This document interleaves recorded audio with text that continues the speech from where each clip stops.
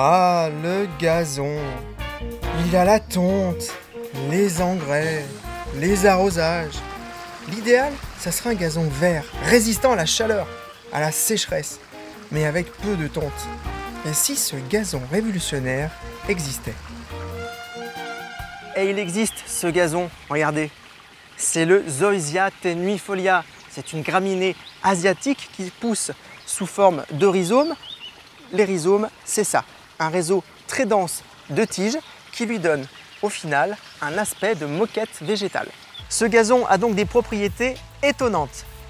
Plus on le piétine, plus il est ras. Il résiste très bien à la sécheresse estivale avec un minimum d'arrosage tout en restant bien vert. Il demande donc bien moins d'entretien qu'un gazon traditionnel. Bonjour Alain. Bonjour Franck. Alors vous êtes le pionnier en France du Zoysia. Alors pourquoi cette spécialité? Il y avait une demande à la base? C'était la recherche d'un gazon qui économise l'eau. 10 années de recherche ont été nécessaires pour mettre au point un procédé de culture de gazon en plaques et en rouleaux à partir de cette plante Zoysia tenuifolia qui était connue pour sa résistance à la sécheresse. D'accord, alors moi si j'habite à Lyon, à Paris ou même à Lille, est-ce que je peux mettre un petit carré de Zoysia chez moi? Tout à fait, ce n'est pas sa région privilégiée. Par contre, il faudra accepter qu'il soit jaune l'hiver parce qu'il n'aime pas le cumul de températures négatives. Merci Alain. Merci Franck. Le Zoysia est commercialisé soit sous forme de rouleau, soit sous forme de plaques prêtes à la pose pour des surfaces moindres, comme dans ce jardin où nous allons le mettre en place. Alors, pour la pose, le sol doit être très drainant. Ici, il a été préparé sur environ 15 cm de profondeur. On l'a désherbé, on l'a effrité, on a éliminé en surface les gros cailloux.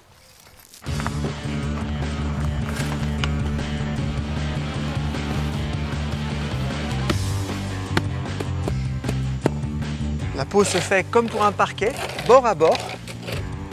Pascal est en train de taper avec sa taloche pour faciliter l'adhésion des plaques au sol. Les joints entre les plaques qui sont apparents vont s'estomper et complètement disparaître avec le temps pour donner une surface complètement plane et uniforme. Et l'enracinement sera bien réalisé lorsque la plaque ne pourra plus être soulevée du sol. On finira par un arrosage.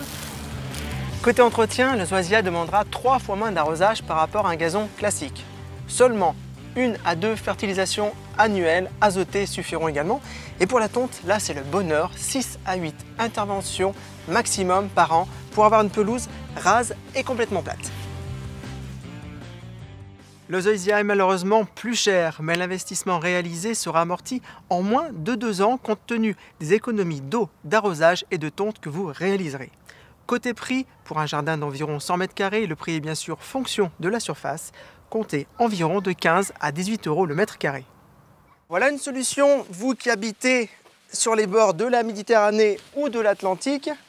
Bon d'accord, le Zoysia n'aime pas le froid, mais où que vous soyez en France, pour un petit jardin japonisant ou une terrasse comme ici, ça vous tente pas?